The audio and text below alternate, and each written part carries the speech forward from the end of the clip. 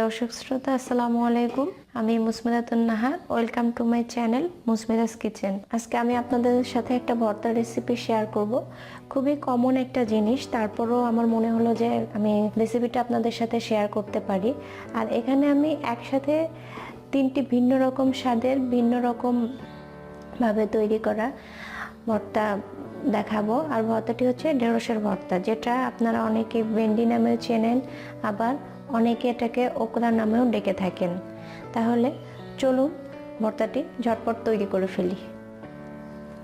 ভর্তা বানাতে আমার কি কি লাগছে, যেহেতু আমি ঢেঁড়সের ভর্তা বানাচ্ছি সেহেতু ঢেঁড়স তো লাগবেই। এই ঢেঁড়সগুলোকে আমি পরিষ্কার করে ধুয়ে এভাবে টুকরো করে কেটে নিয়েছি। আর আমি আপনাদেরকে শুরুতেই বলেছিলাম যে আমি 3টি ভিন্ন স্বাদের ঢেঁড়সের ভর্তা তৈরি করে দেখাবো। এজন্য প্রথমেই আমি নিয়েছি 2টো শুকনো মরিচ, 2 কোয়া রসুন এবং কুচি করে 2টো পেঁয়াজ কেটে নিয়েছি। মরিচ এবং রসুনটাকে শুকনো তাওয়ায় ভেজে নিয়েছি। আরেকটি স্বাদের জন্য আমি নিয়েছি এখানে 2টো কাঁচামরিচ, অর্ধেক রসুন একটা। আর সর্বশেষ রেসিপির জন্য আমি এখানে 3টা কাঁচামরিচ শুকনো তাওয়ায় ভেজে নিয়েছি এবং কিছু রসুন খোসা সহ এভাবে ভেজে নিয়েছি। এই খোসাগুলো আমি পরে ছাড়িয়ে নেব। আর নিয়েছি এখানে লবণটা স্বাদ মতো, যতখানি লাগবে আমি ঠিক ততখানি ব্যবহার করব। আর লাগবে সরিষার তেল। তাহলে চলুন দর্শক এবার ভর্তা তৈরি করে ফেলি। এর জন্য প্রথমেই আমি ঢেঁড়সটাকে সিদ্ধ করতে দেব।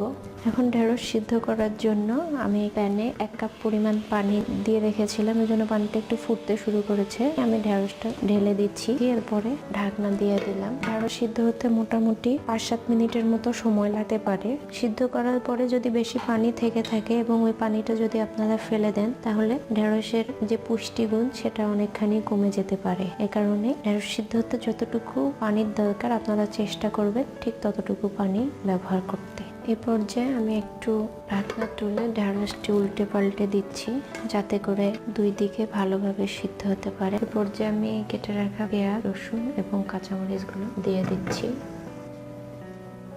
ঢেঁড়সগুলো সিদ্ধ হয়ে এসেছে। দেখুন আমার ঢেঁড়সের মধ্যে কোনো পানি নেই। এ পর্যায়ে আমি যে ঢেঁড়সের সাথে যে পেঁয়াজ, রসুন এবং মরিচগুলো সিদ্ধ করতে দিয়েছিলাম সেগুলি আলাদা করে তুলে নিচ্ছি। এখন ভর্তা করার জন্য আমি প্রথমে ঢেঁড়সগুলোকে হাত দিয়ে একটু চটকিয়ে মেখে নেব। ভালোভাবে চটকিয়ে নিচ্ছি। মাখানো শেষ হয়েছে, আমি এটা একটা বাটিতে আলাদা করে তুলে রাখছি। এবারে আমি প্রথম ভর্তাটি বানানোর জন্য নিয়ে নিচ্ছি 2 কোয়া রসুন আর 2টো শুকনো মরিচ, স্বাদ মতো লবণ। এরপরে এখানে দিয়ে দিচ্ছি একটা ছোট পেঁয়াজ কুচি করে কাটা, 1 টেবিল চামচ তেল।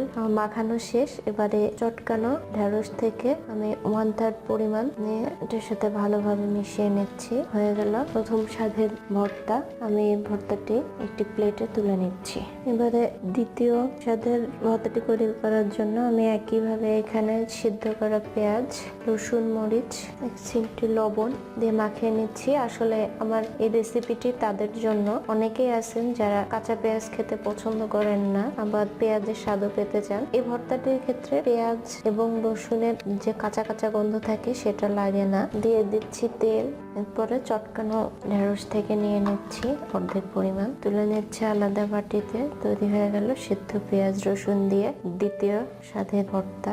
এরপরে সর্বশেষ টাইপের ভর্তাটি করার জন্য আমি একটা কাঁচামরিচ যা আগে থেকে ভেজে রেখেছিলাম, কয়েক কোয়া রসুন, একটা ছোট পেঁয়াজের অর্ধেক দিয়ে দিচ্ছি, স্বাদ মতো লবণ, তেল,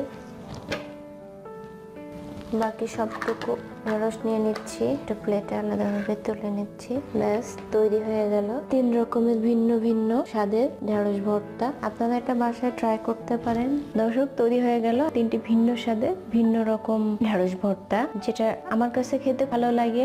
আপনারা বাসায় এটা ট্রাই করে দেখবেন। যদি ভালো লেগে থাকে তাহলে লাইক দিবেন, আর ভালো মন্দ যাই হোক না কেন কমেন্টের মাধ্যমে তা জানিয়ে দেবেন। ভিডিওটি দেখার জন্য ধন্যবাদ। আর প্লিজ সাবস্ক্রাইব করবেন আর বেল বাটনে ক্লিক করবেন, যাতে আমার নতুন নতুন রেসিপিগুলো আপনারা দেখতে পারেন। ধন্যবাদ।